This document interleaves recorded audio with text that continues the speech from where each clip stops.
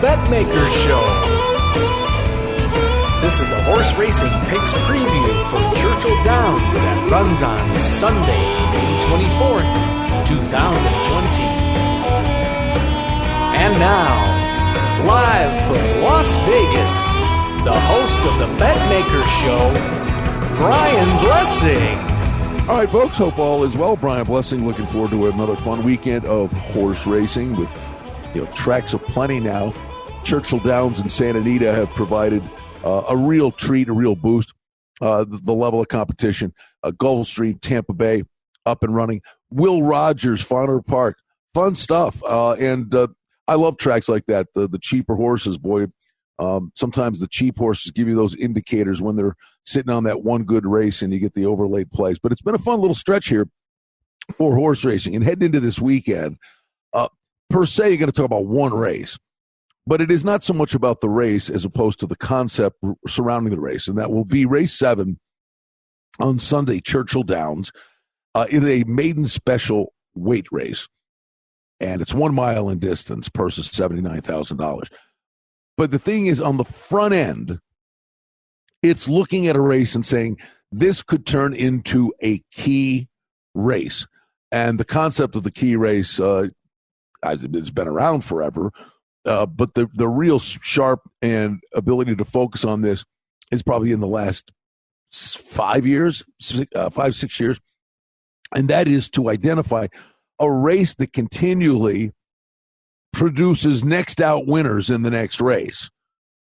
And I think that's what race 7 at Churchill Downs is going to be. Now, I've got a horse, and the reason I'm landing on this race specifically, but will not just apply it to hoping to make money in this race, because I think there's so many good horses in here, that the one I like, which happens to be Oak Room, the number 2, this may be a pretty tall hill to climb here. I think Oak Room is going to turn into a really nice horse, and I'm on board. But because I'm focused on Oak Room, I'm also going to focus very much so on this race, break it down after this race, thinking that there could be 2 or 3 other horses in this race that I would add to my virtual stable and play down the road.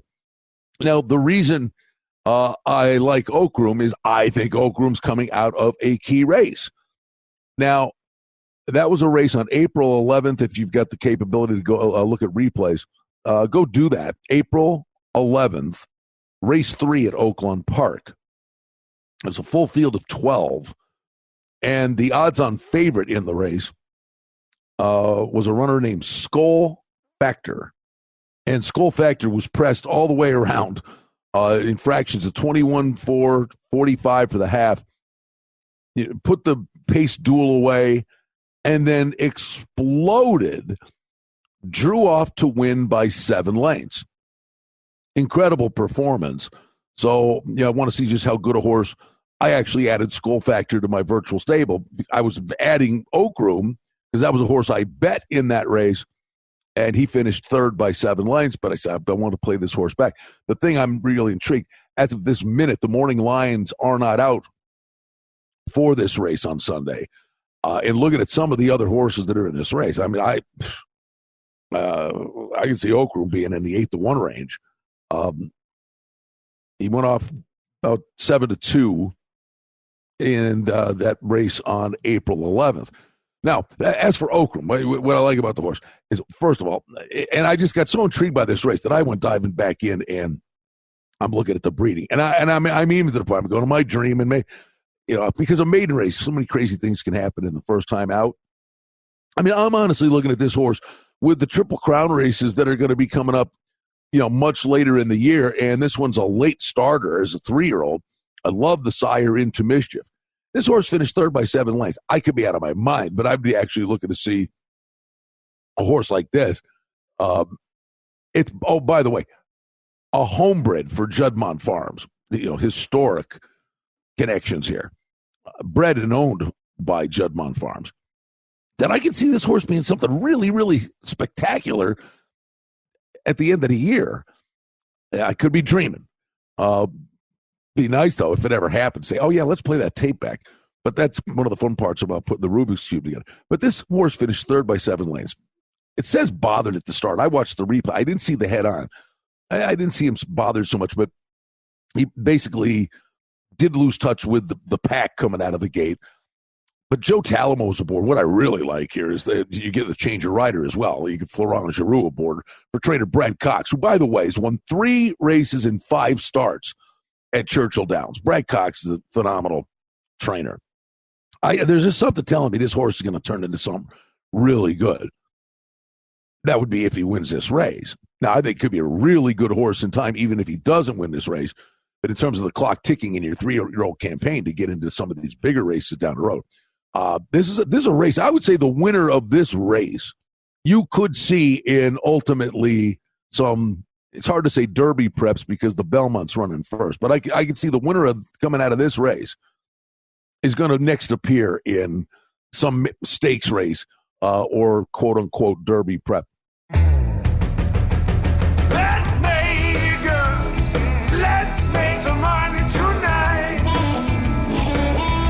For outstanding information and special offerings and promotions, we invite you and encourage you to sign up for our newsletter today simply by going to the website at betmaker.com. The other thing I just wanted to dive into here, so I go back and I'm like, when you put a horse in your stable, there's a couple things to do, and I learned the lesson the hard way. I just, that horse, I'm betting that horse the next time, and I put the horse in the stable. I just put the horse in the stable. And then I'm like, okay, why did I like it? So when you put a horse in, you can make a comment with it. But a little tip would be also put the race down, the date and the race that the horse competes, so you can go back and refresh your memory with the video. So and I used to make that mistake. I'll go, I like this horse, I just don't remember why. Well, this horse come roaring up. He finished 3rd by 7 lengths. But if you've seen how far back he was, he wins at 6 furlongs. What I really like about Brad Cox, what he's doing here, well, first of all, it was the gallop out, right? And we said Skull Factor was such a dominant winner. Well, Oak Room got it going late, and I mean, Oak Room was flying. And on paper, this looks like nothing. It just says 3rd by 7 lengths. Watch the gallop out. Skull Factor about 75 yards by the finish line. Oak Room went by Skull Factor like he was tied to a post. I mean, he was flying. So many times you sit there and you watch a horse keeps coming up short at 6 furlongs, coming up short. And you're sitting there going, why won't the trainer stretch this horse out? It's like he's begging out for more distance. Well, whether it's right or it's wrong, I think Cox is doing this, and I think it's spot on.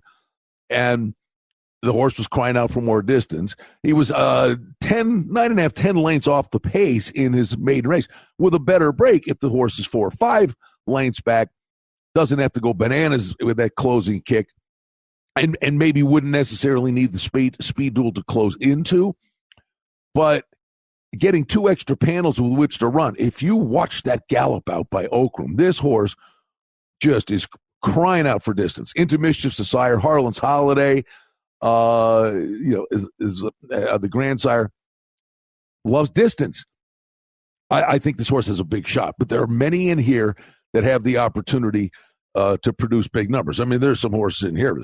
The back shot. Peter Miller trained. Cohen's aboard. He put up an 80 buyer figure, just missed by a head in a 6 furlong race. You go, well, why don't you like that horse? That horse had an 80 buyer, and the one you're yapping about only had a 66 buyer. Well, there's also the improvement from the first race to the second race. I just think the trainers made those changes. How many times have we talked about this in these podcasts? The trainers trying to make a change that gives the horse the best shot. 2 changes. 1, more distance. 2, love the jockey change. Florent Geroux up, taking the place of Joe Talamo, has worked since the race. But again, it's the key race concept. So I'm hoping against hope Oak Room wins the race. I'm looking to cash a number here. And even if he doesn't, I'm not going to bail on Oak Room. I'm going to utilize Oak Room for future races for him. But in this race and the company he's facing, I'm going to find 2 or 3 other horses coming out of this race that I'm going to be able to bet down the road.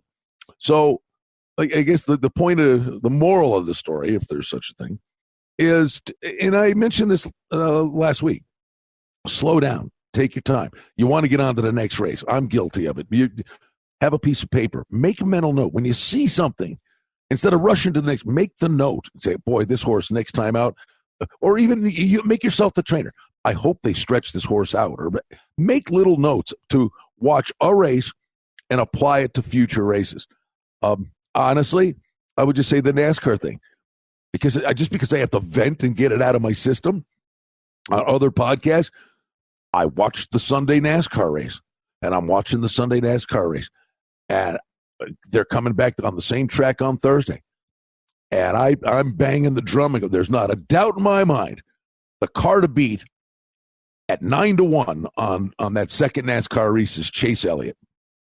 Chase Elliott figured something out. They got the car going, and it was watching the end of that race and projecting it to the next race. And let me tell you something. Chase Elliott was winning that race on Wednesday night. Kyle Busch wrecked him with 20 laps to go. Two laps later, the rain came. But Chase Elliott had the best car. Chase Elliott was going to win the race. It's a car race. It's like that was so close to being a horse race that you had the best horse and the jockey made a bad decision. So, again, it's watch one race, but always have an eye on the future because there's always a chance to project forward and make some nice scores. I hope everybody has a wonderful holiday weekend. Brian Blessing in Las Vegas. Watch out for that key race. Churchill Downs Race 7 coming up on Sunday. Betmaker, let's make some money tonight. Well, that's the Betmaker Show for now. We publish multiple times each week. We'd like to thank you for listening, and if you liked what you heard, please take a moment to leave a rating and review, or subscribe to our show feed, or share our show with a friend or two and help us grow the show. We very much appreciate it. Visit us on the web at betmaker.com, and reminder to sign up for the newsletter. Thanks to our engineer, Darren Vandermolen, and producer, Mike Gallivan.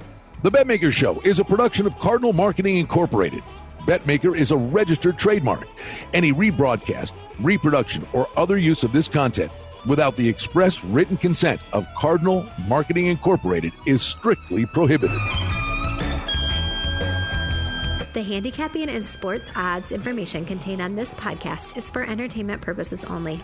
Please confirm the wagering regulations in your jurisdiction as they vary from state to state, province to province, and country to country. Using this information to contravene any law or statute is prohibited. The podcast is not associated with, nor is it endorsed by any professional or collegiate league, association, or team. This podcast does not target and is not intended for an audience under the age of 18. If you think that you have a gambling addiction, stop this podcast now and please seek help. Gambling and betting on sports is a form of entertainment and should be about having a good time. But when done excessively, it may negatively affect other areas of a person's life, such as their physical and mental health, school or work performance, finances, and or interpersonal relationships. At Betmaker.com and the Betmaker Show, we're concerned about the addiction that gambling may cause, and for this reason, we encourage everyone to practice responsible gambling. An approach to gambling that helps you ensure that it remains an enjoyable activity. Here are the main principles of responsible gambling. Don't think of gambling as a way to make money. Always gamble with money that you can afford to lose. Set limits and stick to them. Never chase losses.